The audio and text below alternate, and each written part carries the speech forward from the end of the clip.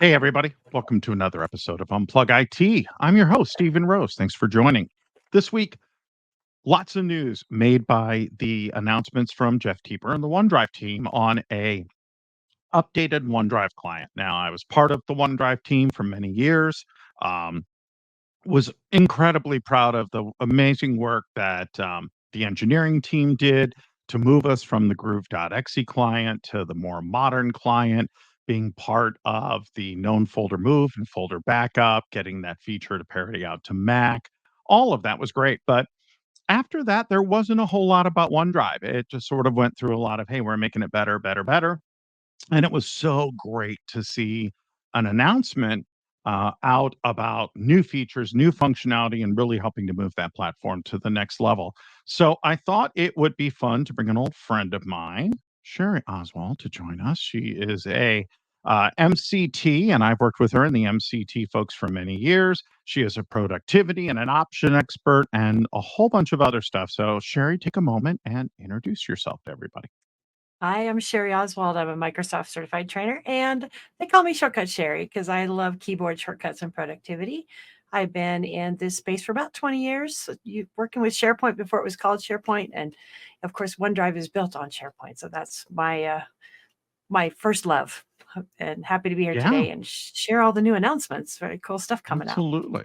Yeah, and before it was OneDrive and SharePoint, it was Groove, so that was a whole thing, not the music client, but a whole different Groove. So we're going to cover the new announcements. We're going to talk about some tips and tricks and things that you should know about leveraging and using OneDrive. But before we do any of that, we want to take a quick word from our sponsor. So let's hear it from Power Apps 911.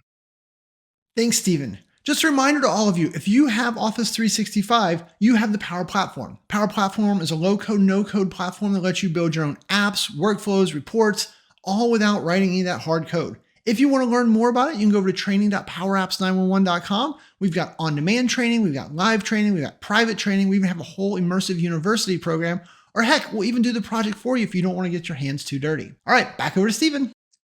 All right, and we're back. All right. So let's talk about what's new. Before I made up some slides because I thought it'd be great to kind of hit on some of the top announcements. But what really stuck out to you during the announcements yesterday? What were the one or two things that you saw that were either like, it's about time, or wasn't expecting that, or this is going to make my life a lot better, or maybe even it's a close but no cigar? Oh, the two big ones, I think, were the sharing experience. So being able to share, it seems to be a moving target. Every time you turn around, the sharing experience is changing. And my peeve for a long time has been the default setting when you share a file is that anyone with a link can access that file. And people don't realize what they're doing. They share a file thinking it's secure, but if that person shares the link with somebody else, it gives them access to the file too. So I think the fact that they're really visiting the security on that and how it's shared is a big step in the right direction. And then, of course, all the new stuff with the AI that's coming out soon. Pretty cool. I like that too. Yeah. Well, I think with sharing, it's been visible, but the problem is one of two things. Either companies don't allow sharing or only allow sharing internal, so you didn't have to share with anybody and couldn't share anything external, or didn't know what they were doing. Anyone would come up as a default and they weren't really trained. Hi, here's how you make this only to certain people, or require a passcode, or require, any one of these things, permissions, timeout, how long they have it for. It was always kind of hidden. And I agree. And that makes it a little bit difficult to use. So, um, I'm going to go to a deck and we'll bring that up, which will list all the announcements, and let's go through and let's talk about it. See what you think and have you weigh in on some of these, Sherry. Okay. Love it. All right. So this was the announcement. This is stuff that's coming to the product. If you can sign into a preview, or you're going to start to see in the next few months. So let's go through these one at a time. The first is what we're calling OneDrive Home. So this is a whole new redesigned experience, where they're taking that for you, which is AI powered, and you kind of get right now during the Office app that will tell you, hey, here's what's going on, um, as well as all your recent. So that part isn't any different.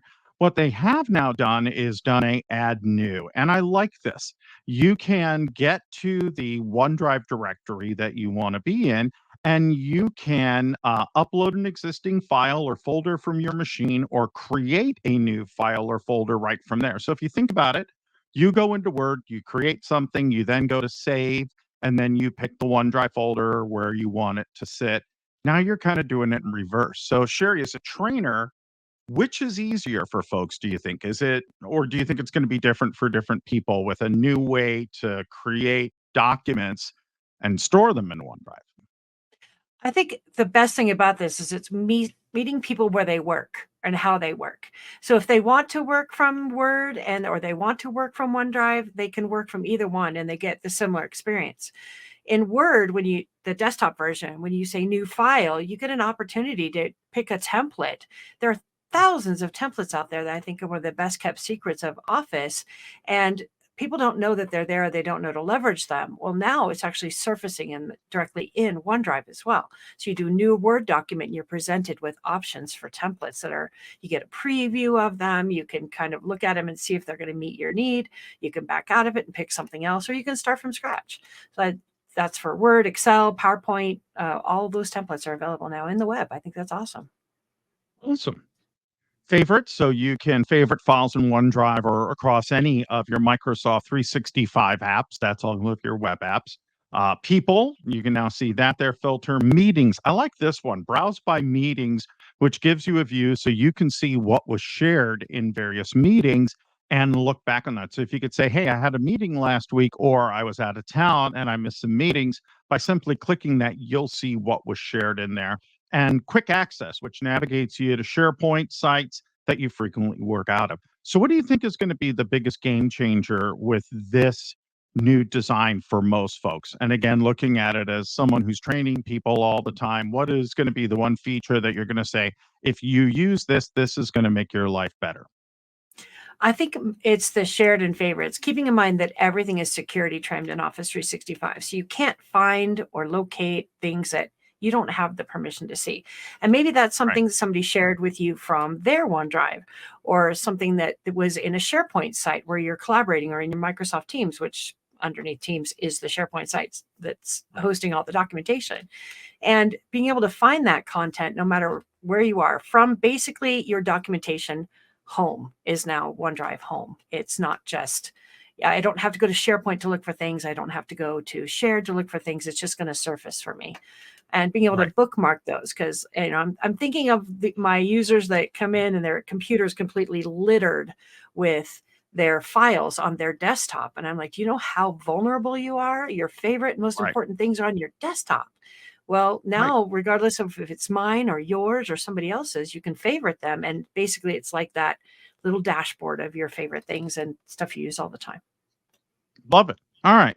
Then they talk about other features that are going to be coming soon. So let's take at some of those. And I think one of the biggest was that we'll now see OneDrive inside of Teams and inside of Outlook as a choice, which can make it a lot easier to find what you're looking for. So in in Outlook, you would have to go and search for a file and do that. Now you can go into the OneDrive portion and just click and say, share this. And you're already in Outlook. You're not having to leave the Chrome. I think, especially for folks that are working more web based, this becomes a pretty big feature for them. So this was the first of the two. And then the one that I'm excited about is open an app. Me too. What that is if you're in Teams and you go to open something, it opens up inside of Teams within the Teams Chrome. It doesn't always have all the same features and functionality. So many people just choose to open up in the desktop app. And this will allow you to do that, to actually open up into the OneDrive app. So any thoughts on the integration now with Teams and Outlook and how that will change things for folks? Absolutely. Because again, let's meet them where they're working, and having that availability of my content in Outlook. The biggest one for Outlook for me, and I think for most people, is I want to attach a file that I've been working on. I don't want to have to download it. And often when I'm trying to send it to somebody who's external to me, I can't just attach it. I have to download it and then attach it, because otherwise it just sends them a link. And if I don't have external access turned on, I'm not able to share that file from where it lives. And I think this is going to make that a whole lot easier, especially in that Outlook piece. And Teams as well, same thing. I'm hoping that that's going to be a bit easier to share it, again, depending on whether external access is turned on or not. Right. The opening Agreed. app, I'm with you on that one. That's a big one. Yeah. Yeah. Because Yeah, it's I a think that'll two-step be good. process. Yeah. I don't have Right. to open it and then open it again. I can just open it. Plus, there's certain files that aren't compatible with the web to be able to edit them. And also things like macro-enabled Excel files that you can host in the web, but they cannot be opened in the browser. They have to be Correct. opened in a SharePoint library. You can change the setting for the default, but file by file, you can't. And OneDrive Correct. hosted content, Yeah. definitely. Yeah. It's a really good point. I didn't think about that, but that's excellent. And then they're bringing some media views. They're doing what Google's done for years, and they're going to bring it to OneDrive, which is intelligent photos and videos and improved search for people with natural language, show all pictures of blank at the beach, and you'll be able to bring those up and all that. And that's just long overdue. I'm glad to see them finally doing it and taking a page out of the Google Photos book and even out of Apple's book on that. Apple has a lot of that where I can do that. So I think this is good for people who are using OneDrive for phone backup. I think this is a great way to go. The big thing is some of the security policies. And again, I think some of these are long overdue. The big highlight was being able to move OneDrive accounts across tenants. I love that. Yeah. I think that's great. That was super important and something that's been very frustrating to folks. But the new restricted access control, I think, is interesting. I want to read what it says in the blog because I don't want to get it wrong. It says, as users share files, they give others inside or outside of your organization access to those files. Restricted access control policy for OneDrive as an admin lets you block people from accessing shared files in specific OneDrive accounts by limiting OneDrive access to members of a specific security group. So if you discover that people have access to certain confidential files, you can fine-tune access so only users in a specific security group have access. And that's great. That way you could say HR stuff. I have a security group for HR, OneDrive files. They can share them freely with other members of HR, but not with people outside of that HR group in any way, shape, or form. And that's been difficult, is to match up some of the security policies and security groups with who has permission for things. You had to start to create additional groups, and this lets you do it within your Active Directory structure. What are your thoughts there on that? Because I'm sure you've had a lot of frustration. And of course, as you're teaching end users, it's hard for them to understand that a lot of these decisions are made by admins. This kind of clears it up a bit more, makes it easier for admins to make policies, I think, that make sense for end users.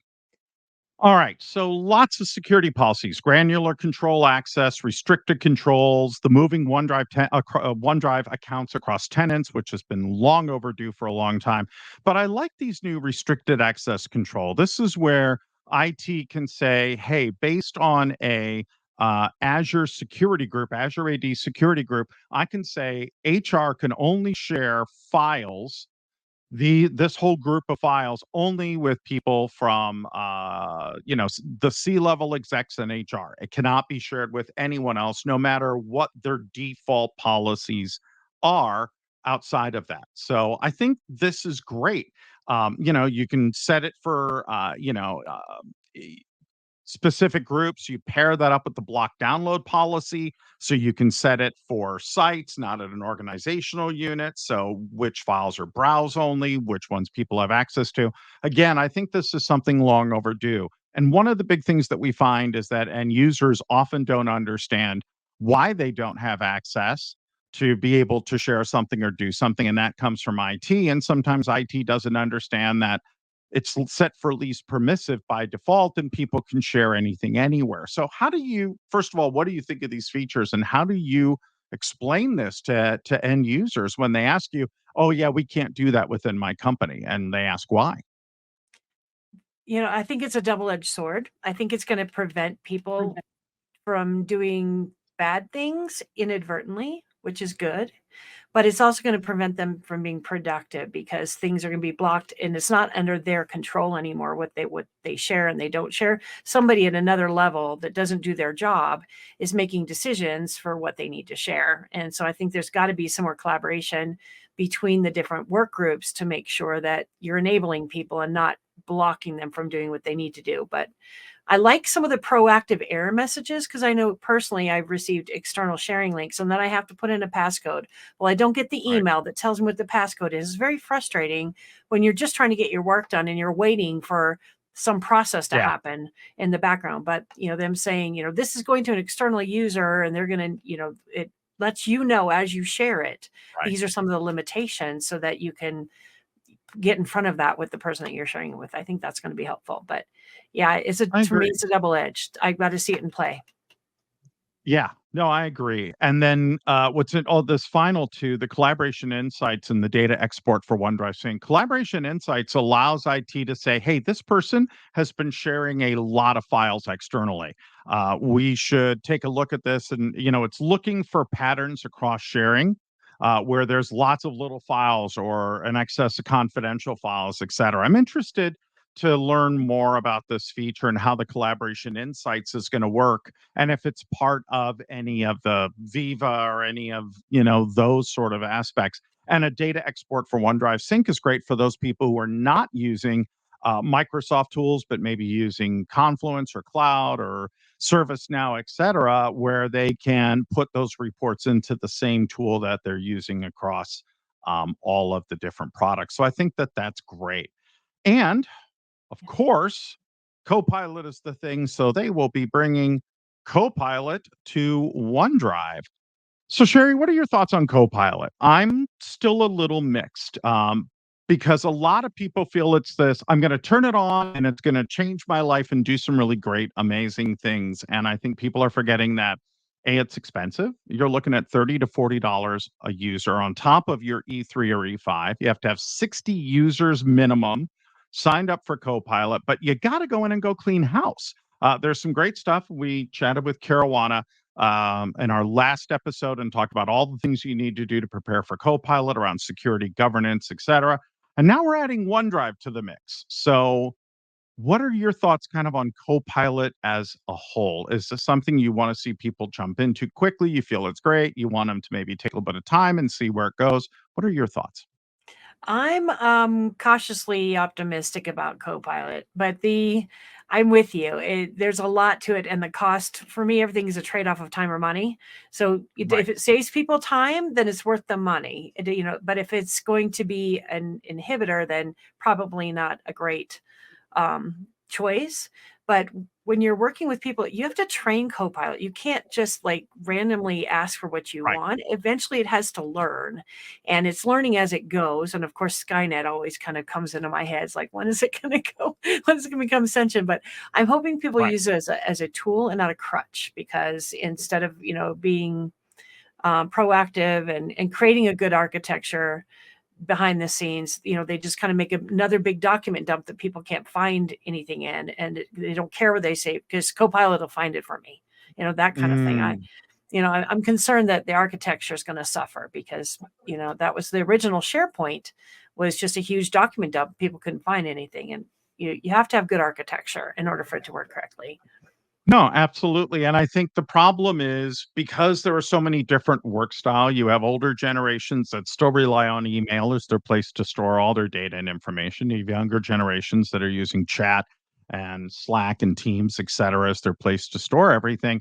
Trying to find everything across SharePoint and OneDrive and Teams and all the stuff that we're storing in Microsoft 365, plus email, plus everything else, having a single way to search through all that to find insights, to find patterns, to bring that information to is important to us. But I think you hit the nail on the head that if you don't have structure as well as security and governance set up, because it's important to understand what people in one country can access versus another, if you're multinational, et cetera, GDPR rules, et cetera, I think you run into some really interesting scenarios that people who roll this out quickly are going to have to take a few steps back after they do, because some of this can come back and bite them in the butt.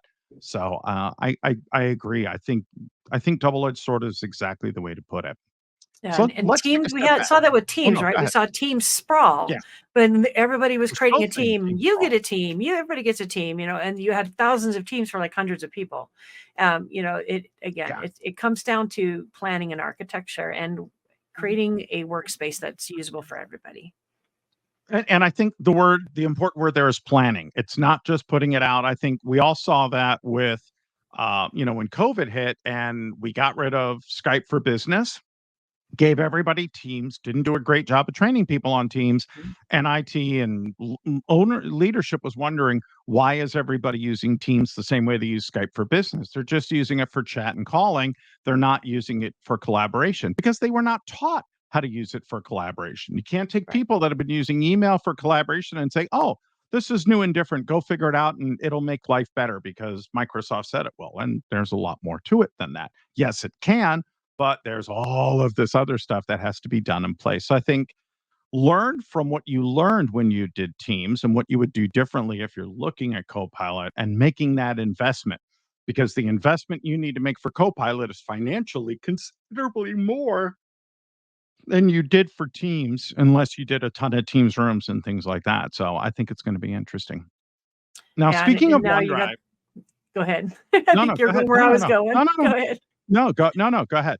Yeah, it's the what goes where. The what goes where Yes, question always comes back to, what goes perfect. in Teams, what So goes in OneDrive. Go ahead. let's talk about that because, I've seen it.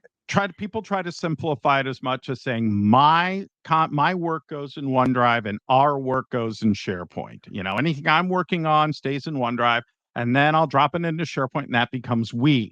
Then it became, well, I'll use OneDrive for my stuff, then Teams for we.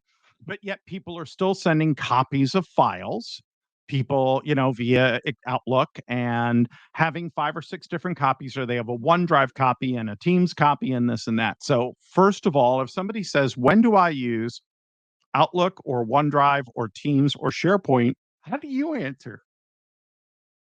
Ooh, sorry. That's okay. Yeah. Been a long day. I know, I hear that. No, I'm How do with you you. answer that? I my co The me versus we files to me is oversimplified because it depends, just like everything in Mhm. Microsoft 365. But yes, the me files always kind of equate it to the OneDrive is your file cabinet that sits underneath your desk. You have the control over that. You decide how it's organized. You decide who you share things and take away access to. But those should not be long-term business critical documentation, should not be in your OneDrive. If you wouldn't put it in the box and walk away, if you were to change departments Right. or jobs, then you shouldn't have it in your OneDrive. Not to say you shouldn't have things there, like you and I might be working on something real quick and I don't need the whole peanut gallery involved in it. Sure. Peer to peer, small group collaborations that are short term. Yeah. And then SharePoint are like those file cabinets are out in the hallway. They're designated to a specific group or team. They all have keys to the cabinet, but somebody else decides how it's organized. And hopefully, as a group, you collaborate on that. And Teams, nothing actually lives in Teams. When you're working in Teams in SharePoint, that's the collaborative piece. SharePoint Right. files, Teams supports their files are supported in SharePoint. Chat files, this is the big epiphany moment for a Yeah. lot of people. Chat, when you Chat share a chat is where chat, it's in things OneDrive. that's where things go belly up, is with chat. So hang on, before you say, let me just explain something really quick, and people don't get this. So if I'm working on a project with people in a team, I will work on a document and I will upload it to the team. From that point on, I'm going to work on the version in the team, not the version that's on my machine, because now there's 2 of them. There's the original and there is the new version that is inside of Teams. And they don't synchronize, which is a lot of people Right. think, And oh, they if I don't upload it, it synchronize. keeps a copy of it. It's not a sync. Right. So you're done with that one. The problem that people make is they don't see a difference between a team and chat. So they upload a document to chat thinking it's just like sending it via a link in email to everybody, where you're not sending it. People are still working on your original version in OneDrive. And now chat makes a local copy of it into Teams.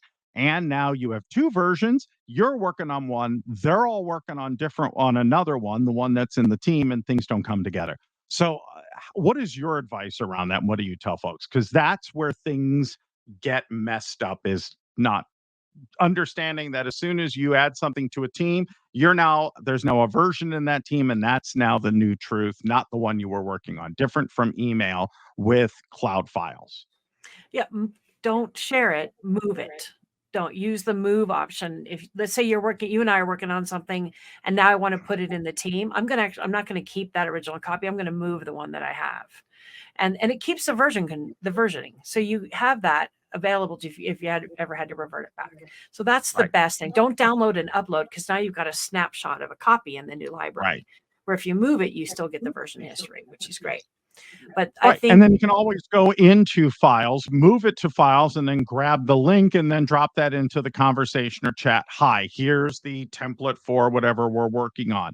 You do it in the team or you do it in the chat, but it's still within that team and it can be found, and that makes a lot more sense. So yes, don't do that. In Outlook, don't send copies of files unless they're going external and you don't want people to work on it. You're just sending it to keep it. That's fine. You should be using a share link or cloud file. Now Outlook is making it easier by simply just doing a backslash, typing in the name of the file, and it drops it right in and adds the link. And when somebody clicks it, they're opening the file from your OneDrive, or if they're part of the team, from the team. unless they're external and you don't have external sharing turn on. And yeah. Right. So when you said Outlook, I said the only time I would attach a file in Outlook is if it was an external person. Internal should always be a link to a I did a SharePoint or signature OneDrive. for my bank and they want me to send a copy back or something like that. And I would do that, like, hi, here's the signed W-9 or something like that. I don't need a copy. They send it. I'm done. Yeah. Otherwise, you should not be sharing files via that, but you can share a link via that. And for a lot of people, well, here's another good question. How do you explain to end users who have been used to attaching files, but not realizing now when they attach a file that they're actually attaching a link if it's been turned on that way? How do you explain that to folks? Oh, How do you do it so that they understand it?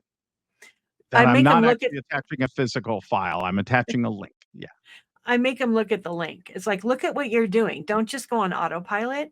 It actually right. shows you that you're sharing a link, and it lets you control the link. How are you sharing this? Can you block it from them editing it? Can they just read it? Can they just give you feedback? You can block them from downloading it. You can put in a expiration date, so they beyond a certain time they can't download it. And so actually look at the link that you're creating and what you're doing in that link, I think is really important. That's the first thing whenever I'm teaching OneDrive and or SharePoint classes. That's exactly what I like. Look at what you're doing. Don't just go on autopilot. All right. So, kind of wrapping things up for OneDrive, what are your top 3 recommendations for people using OneDrive today? And then I'll give my top 3. So what we'll go back and forth. So what is your number 1 recommendation if you have OneDrive? What should you be doing? Throw away the trash. Go through and get rid of the things that you don't need, because it slows down your search. It slows down your productivity. Just like you would go in your house and you periodically clean things out, the same thing in your OneDrive. Get rid of stuff. I've done a lot of migrations in the last year or so, and it's like I'm moving the potluck sign-up list from 1997. We don't need to keep those things. Throw them away. That is a good one. Organize. All right. Well, hang Organize. on. Now Okay. we'll go back and forth Okay. here. Here's mine. All right. Okay. I So like my that first better. one is turn on the folder backup. This is huge. I have it turned on for desktop documents and photos. And what I love is I work across 2 or 3 different PCs, 2 or 3 different Macs, and I can pick up and work across any of my devices because I'm using that folder backup. When I go to Mac and I click on the desktop folder, everything on my PC desktop is there. And when I open up my Surface Go, when I've been working on my desktop, everything that I was doing is right there. And I never have to worry. You can hand me a machine, or if God forbid all my machines got lost, I can go to a browser or my phone or my iPad or an Android tablet and pick up right where I left off.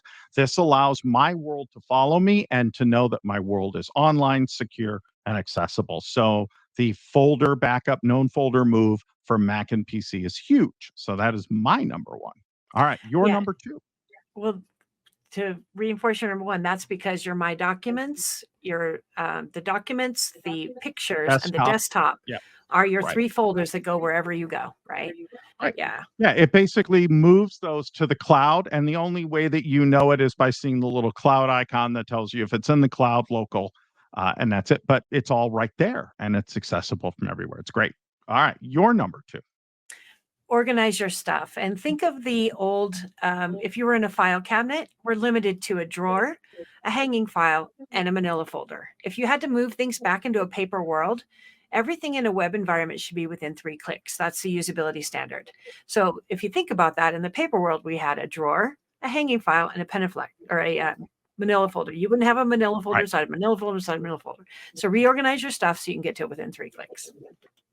I like that. One of the things I'm excited about with the new Outlook is color coding. I'm huge on color coding. All of my different appointments on my calendar are color coded, so I know what's an in-person meeting versus virtual, versus I can move this to a different day, versus this has to happen at this day. And it's something that I like. The new Teams now has colored folders, and I'm super happy to see it coming to OneDrive. I just think it will make things much easier, and it gives people a moment of pause if they see a red folder, or why is this folder red, or things like that. So I think continuing with that, I think, is a great way just at a glance to make organization better. All right, your final and number 3. And 100% agree with you on those colored folders.